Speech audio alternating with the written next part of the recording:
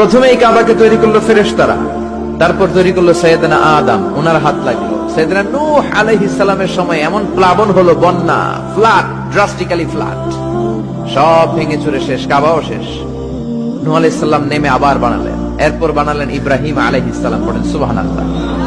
আল্লাহ একটা ফ্রেম দিলেন, ইব্রাহিম এতটুকু উঁচু করবা আমার ঘরটাতে, এতটুকু প্রশস্ত করবা, এতটুকু লম্বা করবা। কিন্তু উনি তো এত লম্বা না, এত লম্বা করবে কেমনে? নাগাল পায় না, বানানোর পরে দাঁড়িয়ে আছে, আর উপরের দিকে উঠতে পারে না। আল্লাহ বললেন, don't worry about it, I am sending a beautiful stone from paradise. আমি জান্নাত থেকে একটা স্পেশাল পাথর পাঠিয়ে দিচ্ছি ইব্রাহিম, ওইটার উপরে দাঁড়াও, উপরে উঠতে মন চাইলে উঠে যাবে, নিচে নামতে মন চাইলে নেমে যাবে।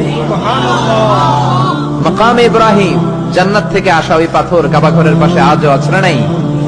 উনি দাঁড়ালেন, উপরে ওঠা দরকার উঠে যেত অটোমেটিক, নিচে নামা দরকার নেমে যেত।